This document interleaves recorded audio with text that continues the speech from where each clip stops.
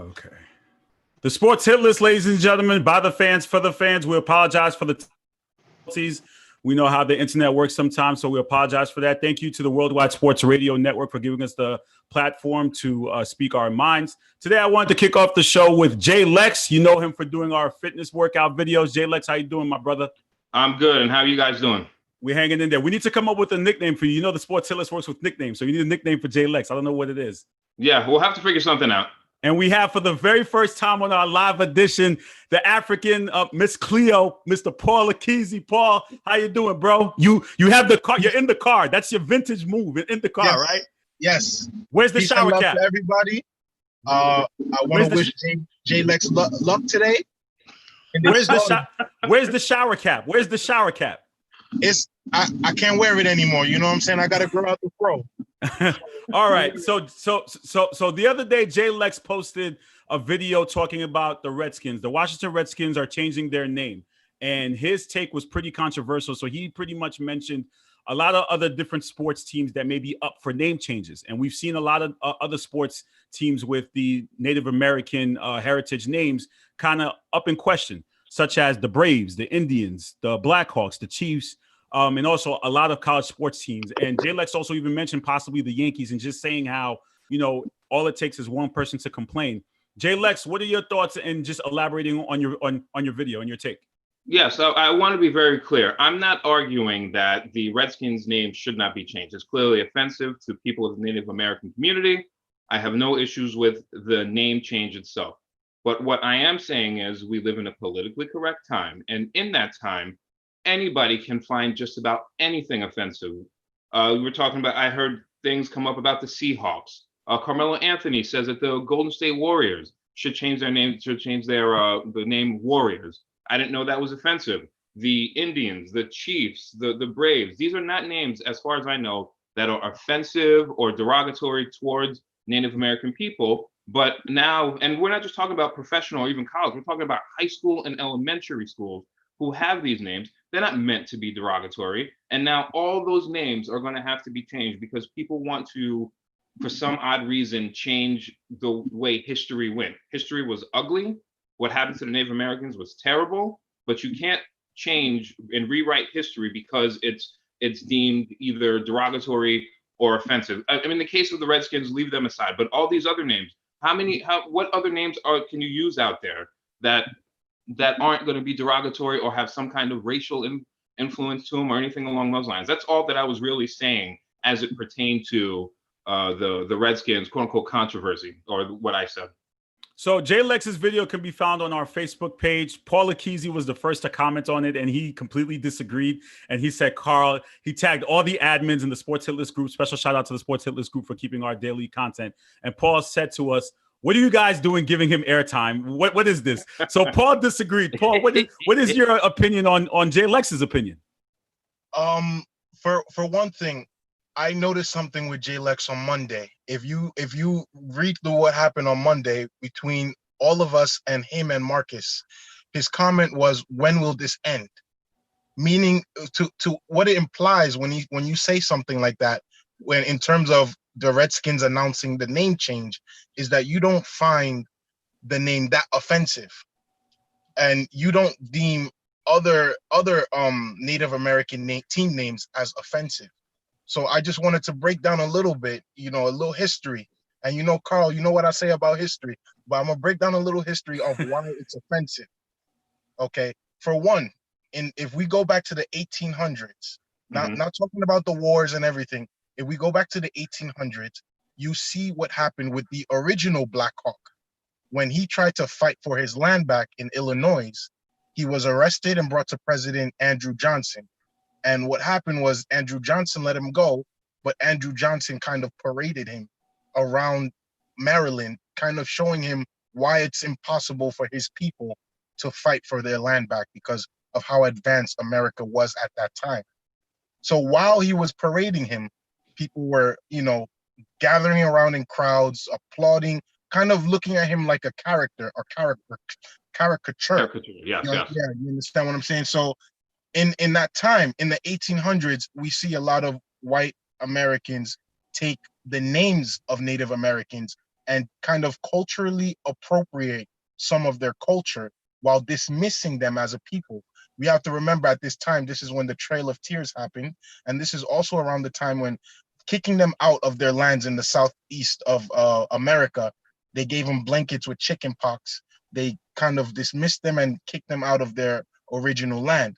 Yeah. So when we look at the history of these names, we see people whitewashing what happened to the Native Americans and saying that, oh, but this is meant to be positive, but not teaching people the real history of the names and the origins of where these names came from. If you look at the original Braves mascot, it is an absolutely offensive image of a Native American.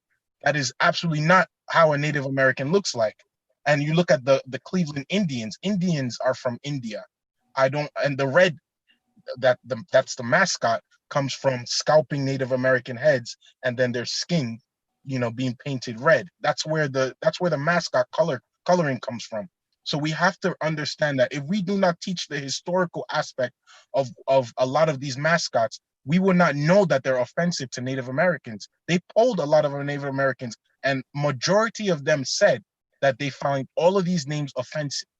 If you want to honor Native Americans, you give them their land back, but you don't honor them by culturally appropriating them while treating them as second-class citizens in this country.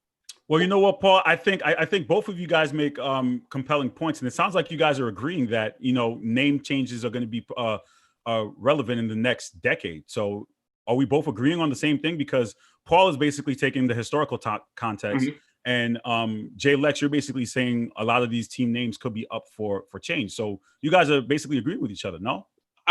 What I would say to Paul then is, how does changing a team's name, excluding the Redskins, and how does changing an Indian's name and basically erasing it from history teach anybody anything? They're not, if the Cleveland Indians are called the Cleveland, I don't know, whatever name you want to come up with, whatever related to the Cleveland Ohios, you're essentially erasing the history. Now, if you want the teams to teach the history of what those names are, I have no issues with that.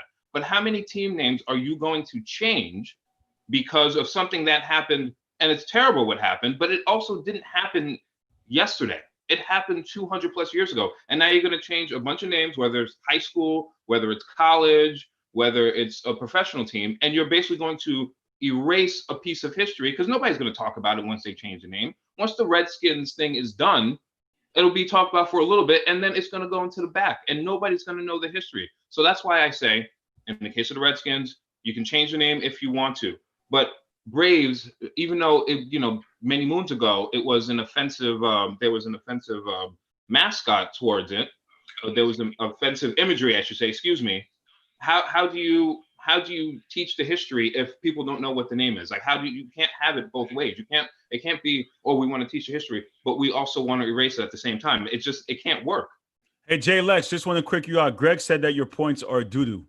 Just to let you know, I'm just letting you know what he said. Those are Greg points. So shout out to Greg. So he can say my points are doo-doo, but I do feel like if you want to teach history, I have no problems with that. But how many, I don't know the exact percentage, but how many team names have some type of racial bigotry involved or some type of history? You can't erase it all. As bad as the world is, you can't erase it. All you can do is teach and move on. Paul, quick final points on Jay Lex's take, because we got to move on to the next segment. I'm sorry, guys. This is where I disagree with Jay Lex. For one, as we've seen over the last 4 months, sports is not important in the realm of life. So you're removing the team names from sports teams. You understand what I'm saying? Education is something that should be taught in school.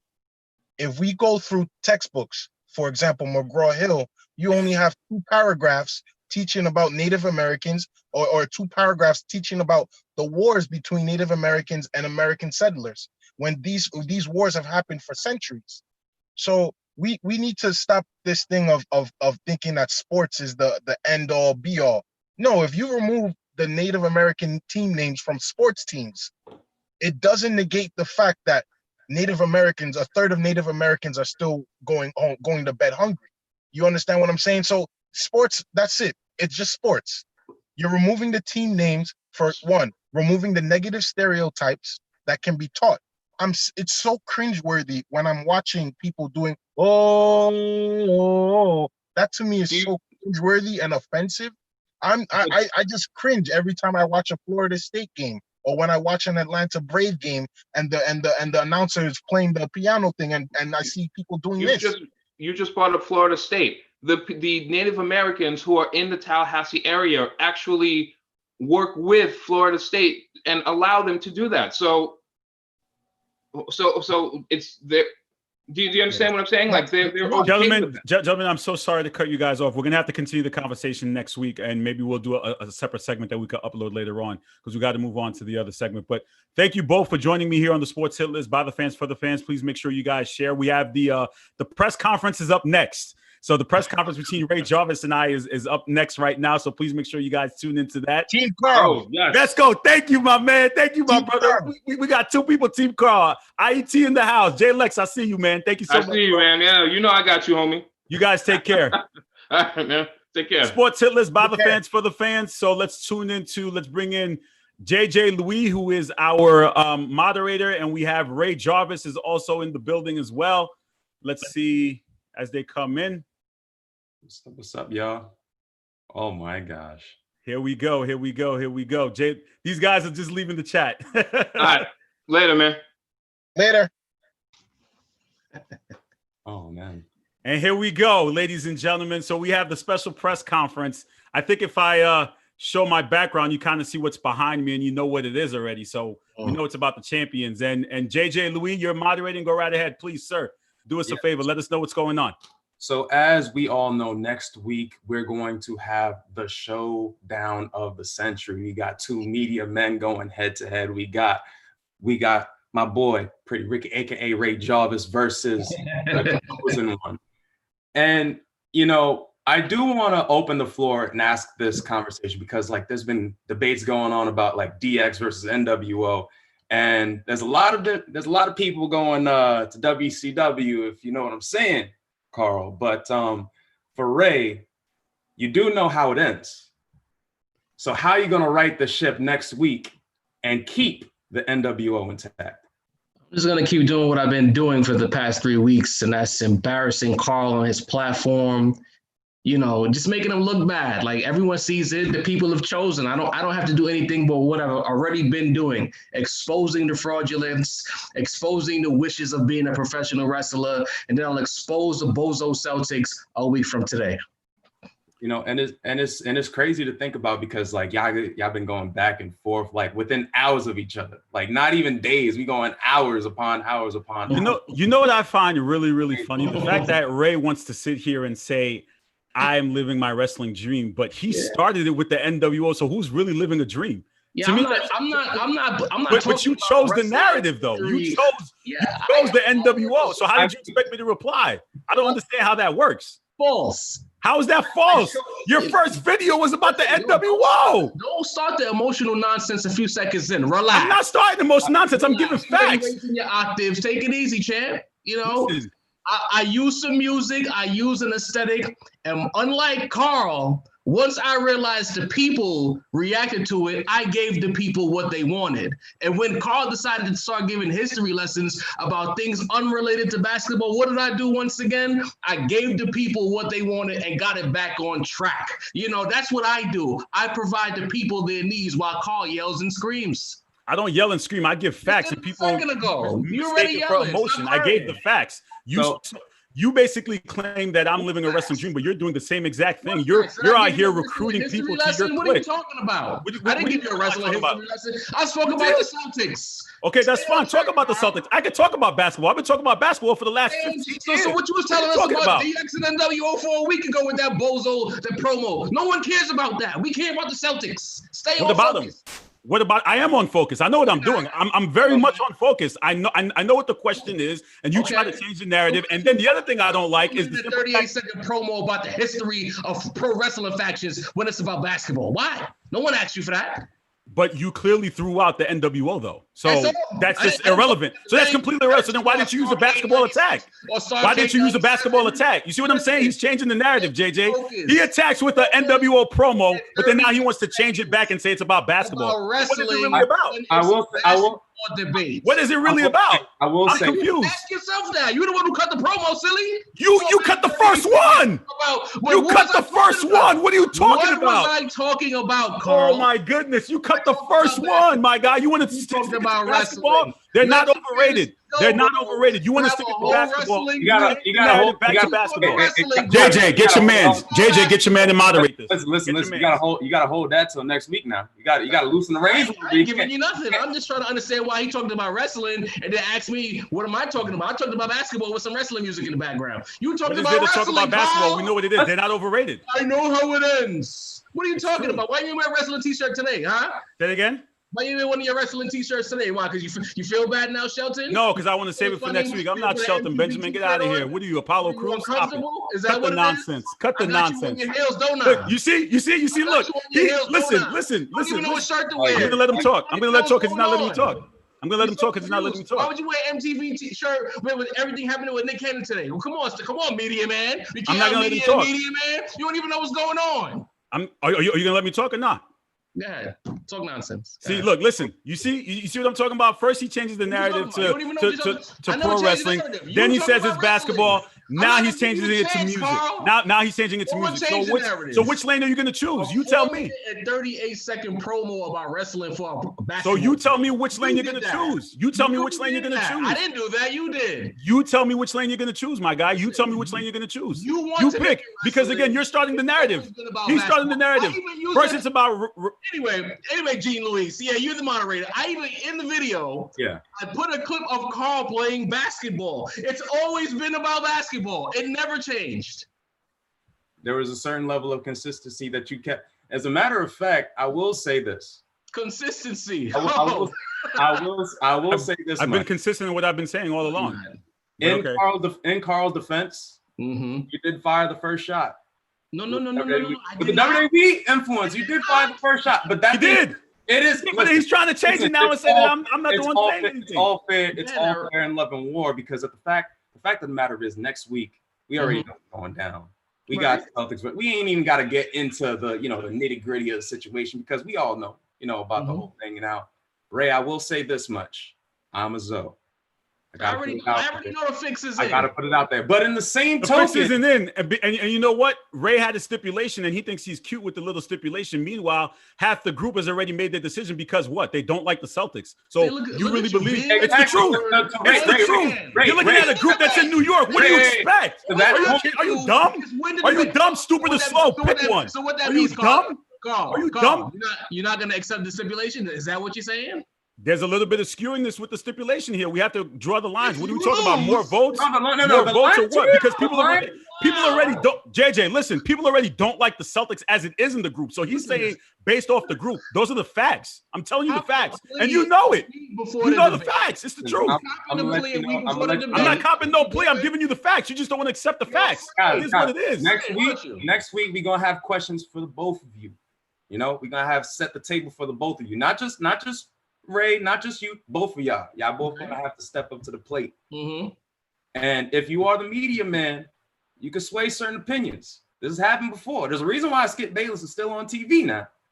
So there's certain elements in there that we gotta wait till later on. Ray, I wanted to say this. I am a Zoe, but to Carl's point, I have been taught not to like Massachusetts. So I draw the line down the middle. The line is in the sand. Ladies and gentlemen, brothers and sisters, in the words of, listen, it is what it is. We already know what it is. It's an ambush. But, no. But I say that, though, I'm being emotional. You know what? I'm changing the narrative. We know what it is already. We know what it is. It's okay. I'm here to defend my team. Right? Listen, Carl. Constantly say that you have your facts. Your facts always carry you through. If you have the facts and the media man is prepared to media man, right, then you will win next week. But the fact remains is this. The loser of the debate has to go live in the group. That's the stipulation. It don't matter what the people's preferences are. Either you're going to win the debate or you're going to lose the debate. And if you might even try to cheat to win. I don't care, but I'm going to smoke you next week. That's the bottom line. There's no cheating. You could call it smoke or whatever you want. I know what the facts are. I'm going to win. You want your stupid ass little stipulation? You got it. Whatever you want. Let's do it. Fine with me. And moderator, we know what it is. In fairness, I didn't fire the first shot. When I made my Celtic video, I didn't make it with Carl in mind. Carl took it upon himself to make making his business. That was all. I didn't say Carl. Yeah, clear. Yeah. Sending sub messages. Go back and watch that video. Sending sub messages in his. Basically, not calling me out, but calling me out. You think you're slick. It wasn't like it was just for the sports. Oh, wow. You should have just said my name in the first video. That's all you had to say. Stop sending subs. Stop sending subs and say my name in the first video. Call your name, Carl? I didn't call you should have called my name instead of sending subs. That's what you were doing. You were sending subs. You pulled up. Listen, yeah, because you're sending subs. JJ, he sends subs all the time in his videos. He thinks I don't notice them. No, you should have just said my name. Man up and say my name. Man up and say my name. Don't send subs next time. Man up and say my name. You know where I am. You know where to find me. You know where to find me, my guy. You know where to find me. And then you hid for a week, thought you were sweet. Then I fried you. Then I fried you again. And then I fried you again. Sure. He calls me frying him, but then when I show up with a shirt that says "Cancel Jarvis," everyone's just like, "Wow, oh my God, how did that even happen?" Listen, did that get over? Don't think for one quick second that I won't smoke you. Don't think for one quick second. Listen, guys, we got to go to the next segment. JJ, final thoughts here because I got the basketball guys waiting. Yeah, so running again. Before sending it off. Not running. I got a show to run. What do you want me to do? That's a fact. But to round it all off, I want both of you guys to basically kumbaya a little bit. How fun was this experience, honestly?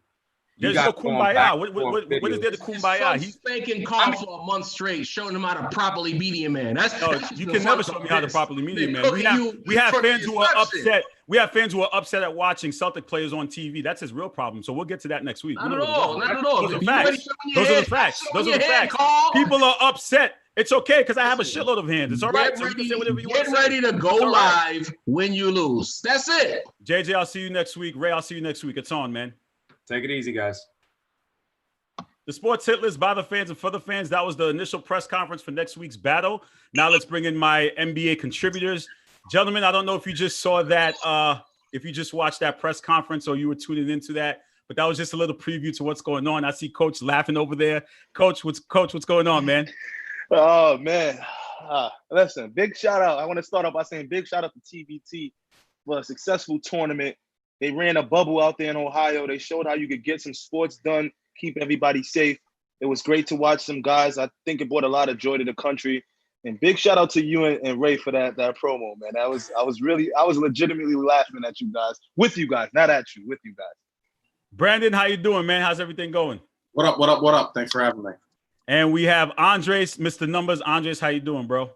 Doing amazing, Carl. Thanks for having me once again. Appreciate it. Yeah, Coach, that was just a little preview. Ray knows what he's doing, man. You know what? I'm not even going to address it. We'll talk about it next week. Next week is the main event. You guys can tune in live at 4 o'clock. Are the KG Celtics overrated? But today we're here to talk about the bubble and the conditions. Rajon Rondo sent out a picture saying Motel 6-like with the NBA, and we've seen a lot of players complaining about the food, complaining about the living conditions.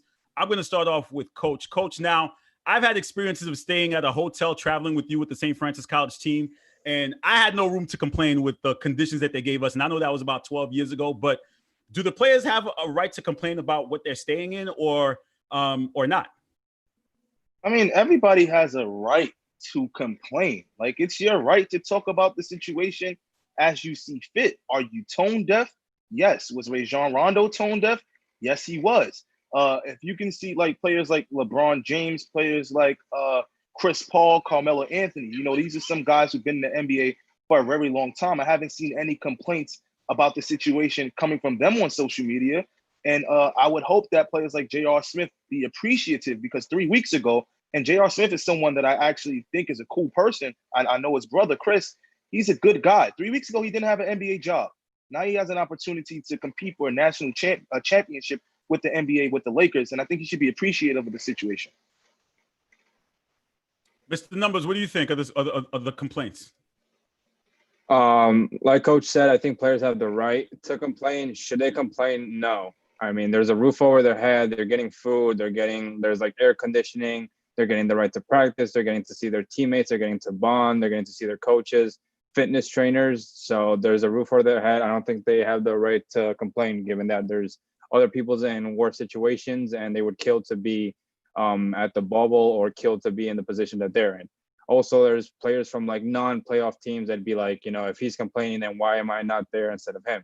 There's a lot of players that aren't on playoff teams right now that aren't going to the championship bubble that could play for like extra money or an extra contract next year, So I don't think they should complain about the roof over their head. Falco, what are your thoughts on the NBA players and the conditions of the bubble? First words that come to mind is greedy, unappreciative. You're not there for vacation. You're there to play basketball and compete for a world championship. I'm an athlete myself. I was a baseball guy, so it's a little different. I dreamt as a kid to be playing in the World Series every day of my life. That was my dream growing up, is I want to play baseball as long as I can at the highest level possible, and I want to compete for a championship. That would be my ultimate dream in life. Obviously, that didn't happen, but going to these NBA players, you're not there for vacation. It's not supposed to be a 5-star hotel resort. That's not where you're there for. You're not taking your family on a vacation trying to get a 5-star hotel, the best resort possible. You're there to play basketball, compete for a championship. Appreciate the moment you're in, because a lot of other NBA players and millions on millions of people would die to be in the situation you're in right now. But I mean, go ahead, Coach. So I was going to say this too. Don't confuse complaining for attention seeking. I think some of these players just love the attention, and they love all eyes on them. They love to make jokes. Like J.R. Smith, I really don't think J.R. Smith meant that these conditions were subpar. I think he wanted to just joke around with it and have the fans comment on it and have some fun and play around with, look what I'm used to and look what I'm getting. If you had a real complaint, I think they would take it to the players union or even their coaches or some of their agents and say, we can't live here. We can't play like this. This is not what I signed up for. So these guys love attention. So don't be confused sometimes with real complaints with attention seeking. So, Coach, are you saying the fix is in? It's a work, in the words of a WWE? Is this a work to get attention that they're complaining about? I mean, it most definitely is. We all know this. You know, these guys don't have their girlfriends, their wives there. They don't have their family. What else are you going to do with a smartphone? What are you going to do? You're going to talk about what's relevant to you. Oh, what's relevant? The meal that's in front of me that he probably ate and enjoyed. He just wanted to poke some fun at it. You know, Jean Rondo showed the video, but he slept on the bed and he hasn't left. These guys just want some attention. That's why they have Instagram, they have Twitter, they go on all these rants. They want the attention. On that note, I thought that Rajon Rondo Instagram story, I thought he was being sarcastic. Maybe I'm wrong. When I first saw it, like, that's a nice hotel room. I thought it was sarcasm. Maybe I'm wrong. I don't know the full story of it. But when I first saw it, I didn't take it seriously. But if he's serious, I think that's ridiculous. It's just funny because like Austin Rivers, Carl, he was joking around and he recorded a video of some like 10-story building. He was like, you see this, guys? This is where LeBron lives. This is where he's living. All that to himself. So like to a certain extent, they're like joking, but like I think they just do it for like clicks. Like, I love them like being on social media, videoing what they're doing, showing us what's relevant, but just like make it a positive. Make the most of it. You are in such a blessed situation that many and millions of people wish they were in, and you're in. Put it like this, Carl, which got more clicks? J.R. Smith's story or John Morant saying he was appreciative of the food? J.R. Smith. J.R. Smith. Yeah. These people know what they do. Other trending basketball news, I think this broke yesterday. Ben Simmons moving to the 4 position. And we've been going back and forth about Ben Simmons and, you know, the fact that he can't shoot in clutch situations. So now his coach decided that they're going to move him to the 4 and bench Al Horford. Coach, what are your thoughts on that move? Will that help the Sixers in their issue going into the bubble? I think the Sixers was a team that was kind of trying to figure out more of an identity as well. I don't think they were actually comfortable in their own skin going into the bubble. And sometimes the best thing to do is just switch it up a little bit. It's going to create a little bit more spacing on the court. You still see Ben Simmons running some of the point or primary ball handling position as we get into the game, especially in the crunch time. But sometimes change, and when you have a team that's redundant and has been doing the same thing, you kind of got to spice it up. And I think that's what Coach Brown has done with this group. He wants to spice it up, get a little more spacing out, bring a veteran leader and Al Horford off the bench and get Ben off the ball maybe in the beginning of the game. But mark my words, at the end of the game, you'll see him handle the rock. Mr. Numbers, isn't Ben Simmons pretty efficient in the position he played, and now he's switching it? Will you think he'll be just as efficient? I think so. I think like Coach said, I think regardless, the ball is going to be in Ben Simmons' hand, regardless of like who's on the floor. Because like that's been their motto and their style of play for 60 games. And like all of a sudden they're not going to be like, you know what, let's change the blueprint. I do think that having a max contract player on the bench is not pathetic, but it's just like you're like analyzing, you're like, wow, they pay a max contract for Al Horford, now he's on the bench.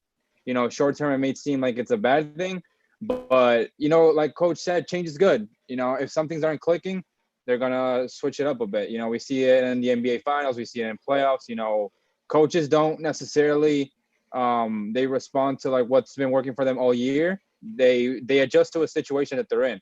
Last year, the Raptors, in the first 2 games, a lot of things weren't working for them. And they're like, you know what, let's build a wall around Giannis. And then he shot like 36% from the field in the next 4 games. So change is always good. Having a max player on the bench is bad, but change is always good. So, yeah. Falco, I know you've been paying attention to the Flakers, and LeBron. What are your thoughts on? What are your thoughts on Ben Simmons moving from the point to the 4? That's not the Philadelphia Sixers issues. Their issues is they're 10-24 on the road, but when the season stopped. They're good they're a good home team, and they're good when they're used to the situation. They got the crowd behind them, but that's not the situation now. Sleeping in your own beds, having your own hotel, they don't have that right now. It's a different situation. And again, even though it's a neutral court, in the 76ers situation, it's more of like they're on the road. I cannot picture Ben Simmons playing off the ball. He's arguably one of, if not the best passer in basketball, probably a top 3 to top 5 playmaker, unbelievable finisher. I think he creates space, but I simply just can't see this happening. But I just simply don't think that they have the chemistry to win a championship. I don't think Ben Simmons and Joel Embiid, that duo, gels well. Their games don't mix at all. Ben Simmons needs shooters around him. I think he needs lethal snipers all around him if the 76ers want to be successful in the future. But if you're going to get rid of one of the two, I would definitely think it's Joel Embiid, especially with his health situation. I think Ben Simmons needs a real co-star who could handle the ball, create his own shot, play make, and then shooters all around them. I think that is the best situation for the Sixers moving forward. But I do not think that him moving off the ball or moving to the 4 is going to help the situation. Well, you know what? These guys have had 4 months off, so maybe Joel Embiid is rejuvenated. We know Ben Simmons was out with an injury, and now they had time to rest. Maybe they may make a run for the Eastern Conference. Final question here. Do we still have these same teams that we had before COVID hit as favorites now going into the bubble? Coach? Oh, 100%. My leading picks to reach the championship, I had Lakers, I had the Clippers, and from the East, I had the Sixers, or I had Boston. So those are the 4 teams I thought from both sides that I was comfortable with. I mean, some other people may have had, like, Houston. I don't know who had Houston. These guys could talk about who else they may have thought of. But those are the 4 teams, if I had to put my money on, I would have rallied around them. And I think those 4 teams still have good spots coming from their respective conferences, in the Bucks. And the Bucks also. The Bucks is another team that I had, obviously being right there, one play away. So, yeah, for me, yeah. Falco, what are your thoughts? Same teams are going to contend? I mean, was Jesus born on Christmas? If we're talking about seeing people on social media, you see LeBron James on social media, you just gave the best player in the world 5 months off. And if you saw his last post, revenge season is resuming. Zero Dark 30 is activating July 30th. Watch out. Revenge? Why is it revenge season though? Why? What's the revenge for? I know what it is. You know what? You know what? Let me answer that. Let him say it. Let him say it. I want to hear him say it. Here we go. Hold on. So last year, are we going to ignore all the noise that he's washed, he's done? Kawhi Leonard's the best player in the world. All right, revenge was he not? Like when something wrong happens and you get revenge on something. Nothing wrong happened to him. He didn't make the playoffs. He did it. He got hurt. He didn't make the playoffs. That's it. That's what happened. That's a fact. Oh, so you're gonna ignore that? You guys were not saying that he's done, he's washed, he's old. He was done last year. He was done. He's done forever. He was done.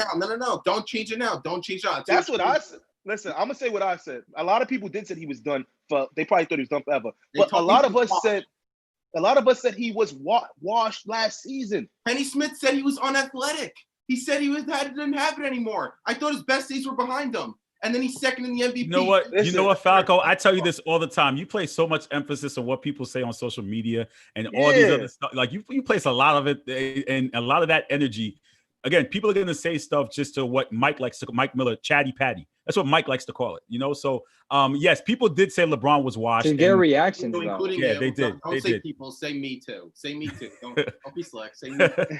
Andres, what are your thoughts? Are the teams still going to? Are the contenders still going to contend, or is there maybe a sleeper in this new bubble format? I think that a lot of people forget who Russell Westbrook and James Harden are and what they've been doing all season long. They're the only 2 teammates in NBA history to average 25 points a game and 7 assists a game. Only 2 teammates in NBA What history. kind of stat is that, Andre? Hey, listen, man. Listen, I let you speak, man. I respect it. No. I want you to speak. I just want to be like, how did you get that stat, man? I'm just Come on, man. You know me. I'm always working. Mr. Numbers. But I will tell you this. There's 3 teams that are in the top 5 in offense and defense. The Clippers, the Lakers, and the Celtics. Those are the 3 teams that we know that this year they're like contenders, and they want the Larry O'Brien as much as everyone else, but they're also a step ahead. Now, everyone is going to say, oh, well, everyone's 0-0. You know, it's a whole new ball game. But we can't ignore the 62-65 game stretch because like it's 75% of the results. There's 4 teams in the West that have an above 500 record, and there's 3 teams in the East that have a winning record against teams above 500. The Bucks, the Celtics, and the Heat. Now, like Brandon said, the Sixers, they're not at home anymore. The Sixers only have 5 wins on the road against teams over 500 this season. So the Sixers are out of the picture, in my humble opinion. I think the Bucks and the Celtics are the best 2 teams that come out of the East. And in the West, it's Houston, the Lakers, and the Clippers. Hold on. So that means when you posted that picture of Jimmy Butler, you were just trolling. Thank you for confirming that, because you don't even have your Heat in anywhere near. Well, I'm not a biased person. I'm an objective. Thank you, man. Thank you. Carl, I appreciate that. But hold on. And this is what we need you to become unbiased, Carl. This is what we need you to be unbiased sometimes. You know what? And this is where I end the segment. You guys have a good day. This is where I end the segment. I'll see you guys next week. Okay. Falco, you had one last point. I'm sorry. Go ahead. Yeah, Andre. So you're going to tell me that if the season ended today, that the Rockets are going to be in 4 consecutive series, the Nuggets, then the Clippers, then the Lakers, then the Bucks or the Celtics. That's what you're telling me. Absolutely. Wake me up when that happens. Please wake me up. Anyways, well, you know what? Well, you know what? You said the magic word. We don't deal with ifs. We deal with the facts. You know that already, Falco. So that's the seedings right now as you speak today. The seedings as we speak today. I didn't make it up. That's a fact. Guys have a good day. Thank you for coming on today. You guys tune in next week. Have your popcorn ready for the main event. Ray Jarvis versus Carl Coulange. I'll talk to you guys soon. Take care. Watching the Sports Hit List by the fans for the fans. Let me bring in my NFL panel and special guest Dan Tortora to talk about some NFL. Let's see who we have here. Travis, can you hear me, my brother? How you doing, man? What's going on, sir? I'm here. I'm in the building. The commissioner, self-proclaimed commissioner of the Sports Hit List. How you doing, bro? Good, man. I'm good. How y'all doing? I'm good. And we have a very special happy guest. Dak can get his deal. That's what he's happy about. Can I introduce my guest first? We have Dan Tortora. Dan, thanks for coming on the show, man. Appreciate it. Yeah, absolutely. Thanks for having me, guys. So, Dan, you covered the Tennessee, right? Jacksonville. Excuse me. Sorry about that. Jacksonville. So how long have you been covering them? It's been 11 years on site in some way, shape, or form, but I've been covering the NFL for 17. Wow. Amazing, man. Congratulations on that. So today we're here to talk about the NFC East. Special shout out to Travis. Travis said, Carl, you know what? NFL is 8 weeks out. We have to get more football segments. He's always advocating for more football always. So let's talk about it. Let's start with Dak. Dak's deal. Mr. Commissioner, who's a big Cowboys fan. What are your thoughts? What's going on? Y'all know what I'm thinking about Dak. I look at it like this. I have no problem with players getting paid, but you have to perform to get paid. Dak has not performed to that level that he wants to. And I'm not a believer in you're the next man up, so you automatically have to be the highest paid. I don't believe in that. A lot of teams who do believe in that, they never end up winning the Super Bowl. Dak is to me, at best, in the 4 years I've watched him, he's a solid QB. Can he get better? Of course. But I feel at this point, he needs more pieces around him in order for him to perform. He can't elevate nobody at this level, at this time, at this point right now in his career. And if you give him that money, he's gonna have to lose some pieces. And we've seen Dak when he didn't have his pieces. It wasn't pretty. That's just my opinion on Dak Prescott. Dan, what are your thoughts? Do you agree with what Ray just said or no? Yeah, I mean, honestly, I think that, you brought up a great point. If he gets the money that he's anticipating to get, potentially $33 to $35 million, that puts him only behind Pat Mahomes, who won a Super Bowl, who is on pace numbers-wise to be one of the best quarterbacks in NFL history if he continues this route, and he's a Super Bowl MVP. So if that's the only guy ahead of you and you have really nothing to show for it, I don't understand the logic of paying Prescott that much money. He hasn't shown enough. He had a good rookie season, a subpar sophomore season, okay season after that. He's gone up and down. So to give a man $33 to $35 million and say that he's close to Pat Mahomes when he's not even, to me, in that same genre, he's not even on that same level by any stretch right now. I think he's talented. I think he's good. I think he's capable, but he has weapons now. And you're going to have to pay CeeDee Lamb coming up. You're going to have to pay Michael Gallup coming up. Zeke is going to want more money. Obviously, he's going to want to be the highest paid guy on the team. So, I think Dak is a good quarterback, but show me what you can do consistently and do what Pat Mahomes did and say, like, listen, I want longevity. I want to be able to pay for other players to be on this team. Dallas won't be able to afford the team that's going to go for Super Bowls if they're going to pay him that much money consistently. Travis, do you agree with the rest of the panel, or are you? No, I do not agree with the rest of the panel, Carl. See, this is where. Let me address Ray first, because Ray likes to talk about how things should be. If we agree on Dak's talent level, but that's not the way the system works. The system of the NFL. Dak is up. Hold on, Dak is up next. Okay, he has the production. He has shown us the best ability is availability. All right. He is the quarterback of that team. The Cowboys set themselves up for this. They sat here, they called him the franchise quarterback. They said he's their guy. If he's your guy, then show him. Put your money where your mouth is and pay that man. I'm not sitting here saying he should get $45 million. He should get those Patrick Mahomes numbers. But guess what? He's next in line. He has the productivity. He's won division titles. He's won games. So guess what? He needs to be paid in that upper echelon of quarterbacks. That's just of the NFL is. If you're up next, you have the talent plus the production, then guess what? You'll get paid. But that's not how it works though in every position. It just seems like that quarterback position, because other guys have to fight to get their money. Derrick Henry was pretty much the next in line for running backs, and he got nowhere near close to Zeke. So why is this quarterback who's just solid? I understand it's the most important position in the league, but why is it that almost any quarterback just automatically gets paid the most because they're a quarterback, while other positions have to hold out, have to fight, have to threaten to do all this just to get their money? I just don't understand. Dan, what are your thoughts on what Travis said? On what Dak being the next guy in line? I mean, Dak, listen, if you can get this is the thing about it. Does he have to show? I agree with Ray. He has to show more. He hasn't shown enough.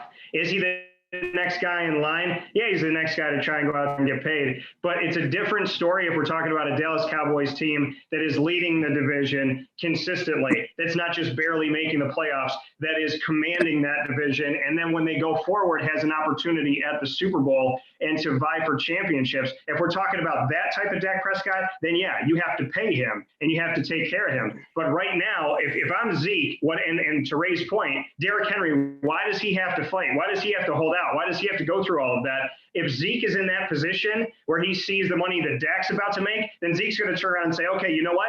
I'm better than him. I make his job easier. I do more for this team than other people do. And again, I think the Cowboys are on the rise. CeeDee Lamb is looking at Amari Cooper's contract. Michael Gallup is looking at Amari Cooper's contract. They're not going to be able to afford this team in a year or two, and Dak has to be smart to this. I know he wants the money, but is he Aaron Rodgers? No. Is he Tom Brady? No. Is he Drew Brees right now? No. Is he Pat Mahomes? No. So I want him to make money, but be reasonable, Dak. We've seen some good moments out of you, but he's still a question mark on my board. I don't know what he's going to be in his career. He's been up and down too much for me to judge him as a potential great, which is $33 to $35 million.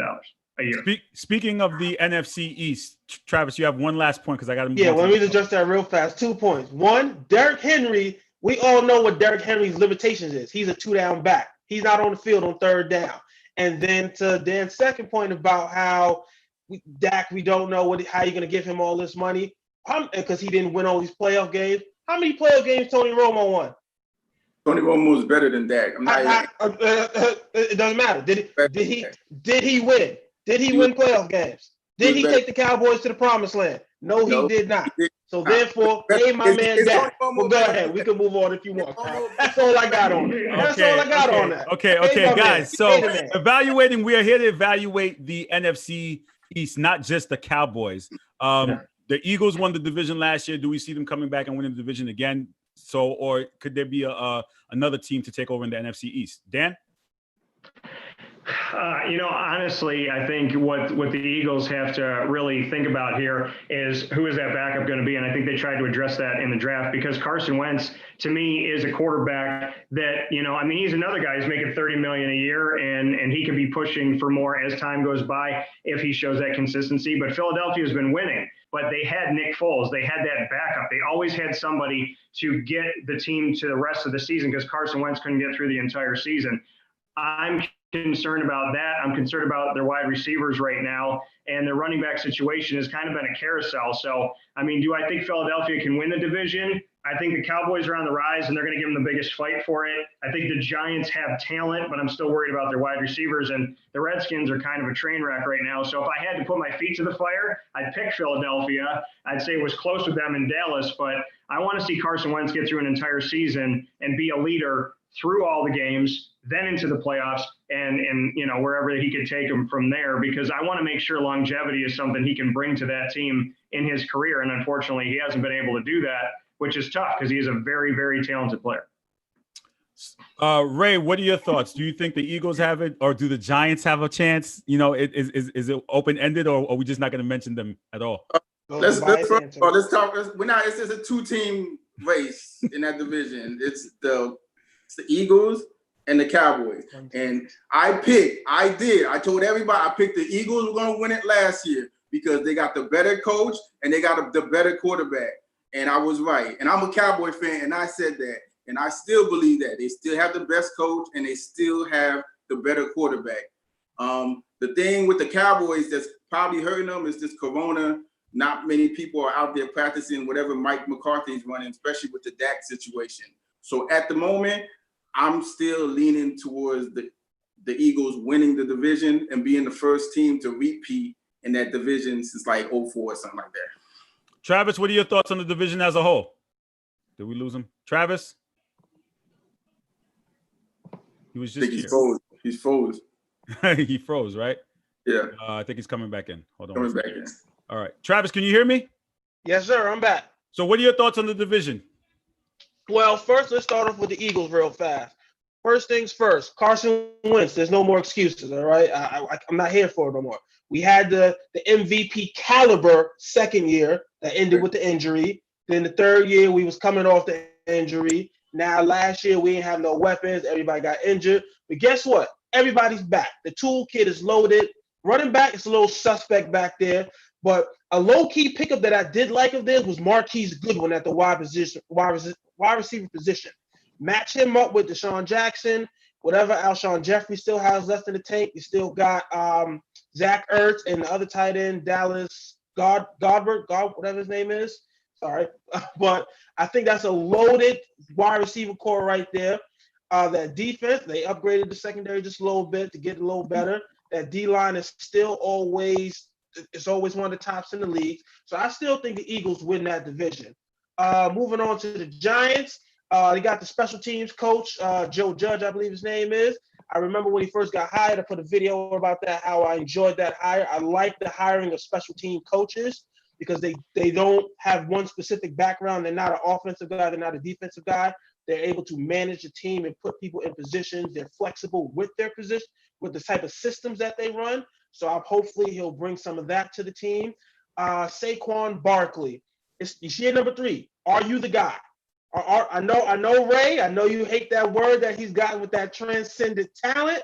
And sometimes I lean with you right there. But it's year 3. You got to show us if you're the guy now, all right? This is it. All right? Year 2 of Daniel Jones, all right? It's a new system. So therefore, I need to see some progression right there with that. Didn't really like their first round pick, their offensive tackle. I think they, out of the top 4 offensive tackles, I think they picked the worst of the 4. He's still good, but we'll see what happens with that. I don't know what side you tend to put him on. I don't really see him as a left tackle. I see him more as a right tackle, but we'll see what happens. Moving on to the Washington team. We don't even know what your name is. So therefore, I mean, if we want to talk about them, that's a good point. Like year 2 of the Dwayne Haskins project. Coming out of Ohio State, I really like Dwayne Haskins. He's had he was one of his skill sets was apparently his release. If they did a comparison with a lot of NFL quarterbacks of his release time, it's up there with some of the top echelon quarterbacks we have in the NFL. And to me, release time has always been one of those things that have separated top flight quarterbacks. If you go over the years, look at the Tom Brady, the Drew Breeses. So those things, I really like that. We just got the game, I think, just has to slow down for him. Like right now, it's moving too fast. I think Ron Rivera will help him with that. That defense, I expect Ron Rivera to bring a lot to that defense right there. That defensive line should be very talented. They got 4 first-round picks on that defensive line. They got the 2 boys from Alabama on the interior. They got, I believe his name is Sweat, that the kid out of Mississippi State a couple years ago. And then you drafted Chase Young at number 2. I expect that D-line to be formidable this year, and I expect Ron Rivera to get the best out of them. So, like I said, going review, I think the Eagles win the division. Cowboys, I guess we'll give y'all number 2 spot because, all right. It's by default. Yeah, default, by default. And then I think the Giants and Washington fight it out for that 3rd and 4th spot. Do you think the Eagles suffer because of no fans? We know how much their fan base is pretty loud, pretty ruckus. Is that going to be a factor a lot for the Eagles going into the season and all the teams? Dan?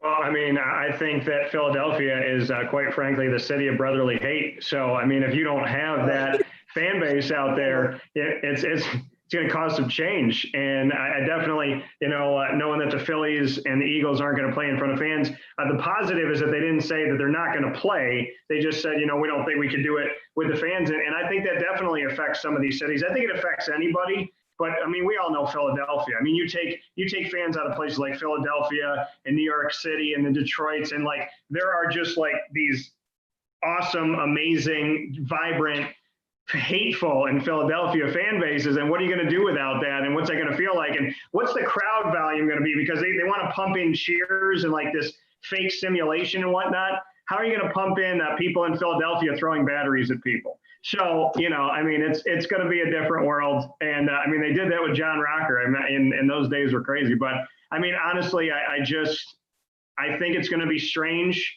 And I can't picture a world like that. But I want the sport more than anything else right now. I want safety first, and I want to see football. So if we have to do it without the fans, you'll go to a bar, you'll sit in your house, you'll make some chili, you'll enjoy it, you'll have a good time. We'll figure it out. And Philadelphia fans are going to put more holes in their walls at home than they are going to put them in the stadium. And maybe that'll help them renovate the house a little bit and get that honey-do list done for their significant.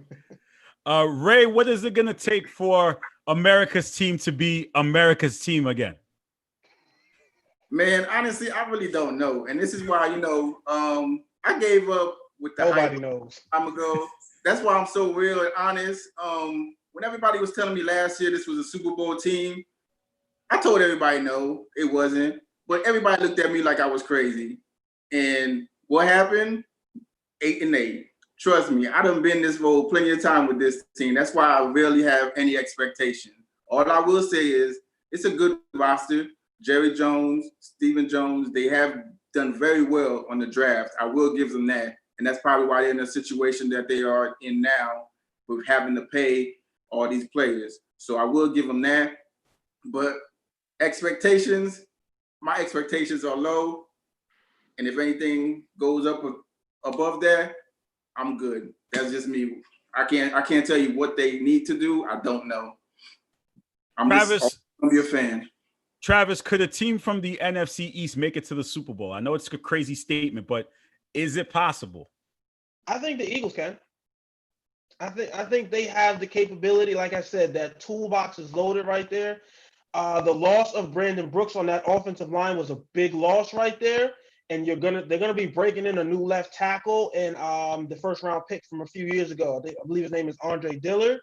And looks like they're gonna move Jason Peters to that probably left guard position, which will be good, so he can help the kid at left tackle out. Help mentor him, help keep him calm over there. But I think if you get that offensive line figured out, you manage to manufacture some type of run game, because the running back situation, who knows what that's going to be. Like Dan said, it's kind of a carousel. But I think the weapons, Carson Wentz has the weapons this year. We all know he has the talent. It's just no more excuses this year. We need to see him put it together. Final thoughts here for the home team, the Giants. Without Eli Manning, does Danny Dimes do it in his first season without Eli? How does he do? How we managed to turn this into an Eli conversation? I just had to ask a question. No, I'm just asking a question. Let the media man ask a question. Let me ask a question. It's his first season. Like Danny Dimes is solo this year. So what's his expectations for him? I said Danny Dimes too, right? It's year two. It's going to be a new system. You got Coach Clapp back there. You know, Jason Garrett as the OC. We'll see if he can capture some of that offensive coordinator magic he had. Well, we'll see. Like I said, to me, I need to see more from Saquon. My expectations of Saquon are higher than they are of Danny Dimes. All right. Dan, what are your thoughts on Danny Dimes this year? I covered him when he was at Duke, and I think, a quarterback guru is David Cutcliffe. I mean, he was responsible for working with Eli Manning and Peyton Manning, and he sent so many guys to the NFL, guys that sometimes they pan out, sometimes they don't, but he gets them there and they become starting quarterbacks in a bunch of different places. And I think, Daniel Jones, if he stays healthy, he is a talented guy. He is a capable guy. The biggest thing with me is that they had to address years ago the offensive line, and they didn't. They got Saquon Barkley, which was fantastic. I still don't know. When I look at their wide receiver list, Sterling Shepard, Golden Tate, I know Darius Slayton's a young guy supposed to step up. Corey Coleman can't stay healthy to save his life. David Stells, Alex Bachman, Austin Mack. A lot of these are not household names. So wide receiver is a question mark to me. But Saquon needed a good offensive line to help make his job easy. Daniel Jones needs to stay upright, which Eli Manning can talk all about that. So I think addressing the offensive line and spending so many draft picks on them, and I agree with the point made earlier that they didn't get the best offensive lineman available, but they got somebody and they ended up getting a few in the draft. I think they're finally listening to something that people have been saying. I know I've been saying for the last 2 or 3 years. So I do think that Giants get better with a better offensive line. I think Saquon is Saquon, and I do think Daniel Jones can do some good things, and I know he's capable of it. But again, I think that the ceiling has a limit here, and they're not going to break through a glass ceiling on this one. I think it's Philadelphia. I think the Cowboys are going to fight with them on that. I think we all have agreed on that. And then the Giants are probably going to end up third, and Washington, the Washington whatevers, Bandits, Red Tails, Red Wolves, whatever the heck they want to be called now, the presidents. I was like, if they're a president, every 4 years you change the logo, but whatever. That's another story. I don't think Washington's going anywhere fast, but I love Ron Rivera, and I'm a fan of Dwayne Haskins. I think there's more in the tank there, but I don't know. I feel like Washington just confuses me. So Daniel Jones, he'll do some things, but is that going to mean more than 6 or 7 wins? Probably not. Ray, real quick on the Giants, unbiased opinion. He's giving me that look. Okay, that means I should wrap up the show. That means I should wrap up, right? I should wrap up, right? That means I should wrap up. I set you up for an alley and you can't even dunk, right? So I should just. Go ahead, ask it. I just gave you a look. That's it. That's it. Okay, so that'll do it for the sports. No, I'll put it like this: Giants 1-1 against the Cowboys this year. No, it's another.